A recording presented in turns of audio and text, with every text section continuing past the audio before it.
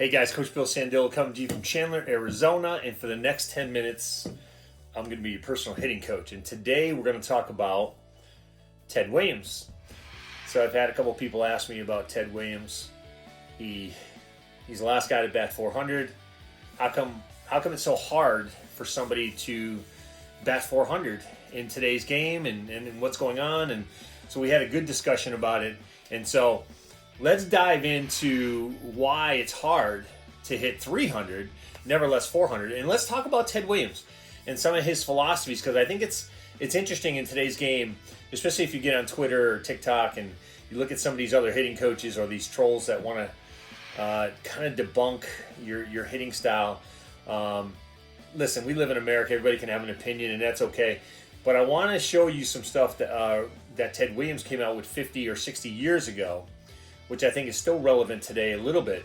And we can discuss the different philosophies and what's going on in today's game. But go ahead and watch this video where I got a couple videos that I pulled up from Ted Williams, and one in particular that was sent to me at the end by one of my coaches.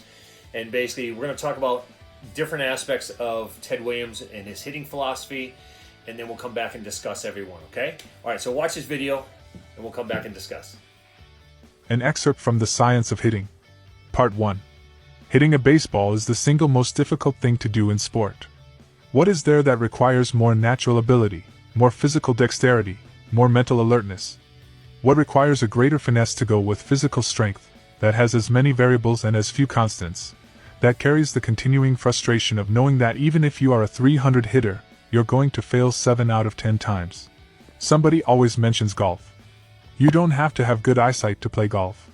Tommy Armour was a terrific golfer, and he had no sight in one eye. You have to have good eyesight to hit a baseball. You don't have to have speed to succeed at golf, or great strength, or exceptional coordination. You don't have to be quick. You don't have to be young. You don't have a pitcher throwing curves and sliders and knuckleballs. And if he doesn't like you, maybe a fastball at your head. I compare golf not to detract from it, because it's a fine game. The thing is, hitting a golf ball has been examined from every angle. Libraries of analysis have been written on the subject. Hitting a baseball has had no such barrage of scholarly treatment, and probably that is why there are so many people teaching it incorrectly. Okay guys, so you just watched that video, and they talked a lot about how hitting a baseball is hard. It's one of the hardest things to do.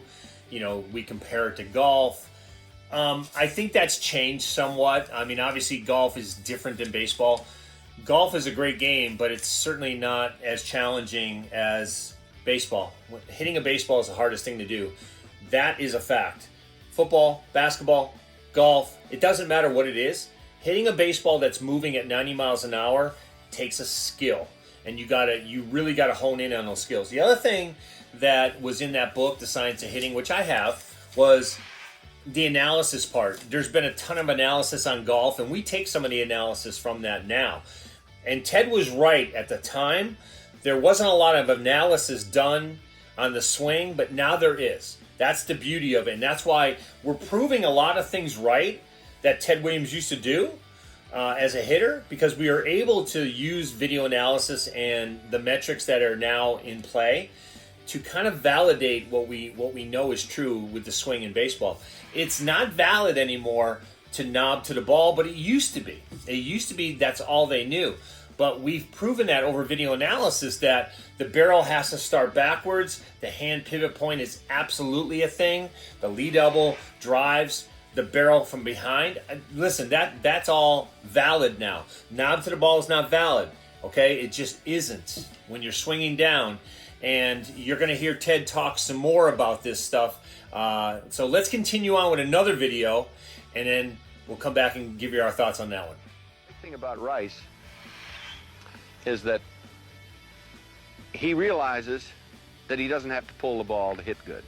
That's a great concession for a young hitter to make, because a lot of guys want to pull the ball. Pulling a ball is the hardest way to hit and do the hardest single thing to do in baseball for sure. Why do you say that, Ted? You have to start earlier, and the quicker you start, why, the less time you have to decipher what the pitch is. You have an angle when you're pulling the ball that's not there when you're hitting the ball straight away. So there's two things, very important things, that make hitting, pulling the ball, harder than hitting it straight away. And the young hitters, that's a hard thing to sometimes for them to say, well, I'm not going to try to pull the ball. But he does that naturally. Okay, so in that video, Ted talked about a guy named Jim Rice who played for the Red Sox in the 70s and 80s. And Jim was a prolific power hitter. And he talked about the hardest pitch to hit is an inside pitch for a lot of reasons. One, you have to start earlier, so you don't have any adjustability, so you can't read the pitch if something else happens late. And number two, you got to make sure that when you're pulling the ball, you're not getting jammed. So it's a really hard pitch to hit for a lot of reasons. So he talked about that, and then he talked about the easiest pitch is being able to stay to the middle of the field, being able to decipher later the pitches that are middle away, and just be able to go with that pitch without trying to pull everything. And so his philosophy is try to go the other way with the pitch and try to see the ball as long as you can. And he mentions that you got to see what's a good pitch to hit. And he's going to talk about this in the next video, I believe. But let's go ahead and watch this next video, because we're going to talk about, Ted's going to talk about, why he thinks the way he thinks as far as how the pitches enter the hitting zone and what he swings at, all that good stuff. So watch this video. We'll come back and we'll talk again. Here's a graphic from The Science of Hitting by Ted Williams. By taking into account the height of pitcher plus the mound, the ball falls toward you. So an uppercut gives you the best chance to hit the ball hard. A lot of people say to swing level, which isn't too bad. Others say to swing down at the ball, which I think is real bad. But to me, the ideal swing has always been one that was slightly up, slightly up. The reason I say that is because the pitcher throwing the ball to the plate into the strike zone is delivering the ball at somewhere from 4 to 8 degrees of angle.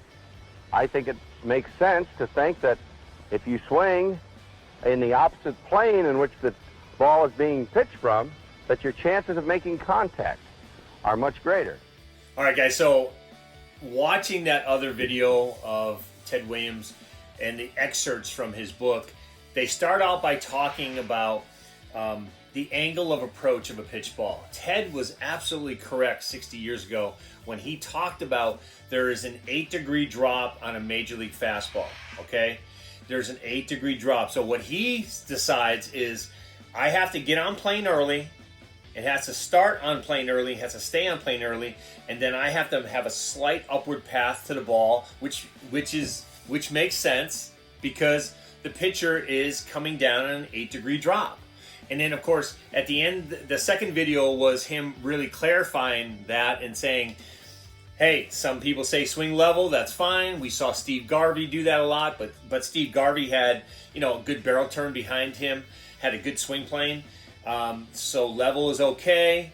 That's kind of a secondary thing to teach kids. Swinging down is bad. You heard Ted Williams say that. So for all you Twitter and, all these other guys that are trolling saying knob to the ball, Ted Williams, one of the best hitters, the last guy to hit 400, said, do not swing down. And what he was talking about was do not swing knob to the ball. So you heard it from the greatest hitter of all time, so we got to stop the nonsense. And then lastly, he said, because of the angle of approach, we want to do what is called plane matching. And that's what we get from video analysis, is that if I'm on plane back here and he's throwing at an 8-degree drop, then I have a chance, if I'm on plane, to have adjustability. So if that slider breaks, I can go in and connect to it. Again, by having that slight upward path through the ball, and all we're doing is matching planes. And that's exactly what we're seeing under video analysis. So Ted got that correct. So again, I hope this video helps. It kind of dispels the myth about the science of hitting, especially when it comes to Ted Williams. But I hope this video helped you guys. If it did, like, subscribe, send me a question on what you want me to talk about next, and have yourself a great rest of the week. We'll talk soon.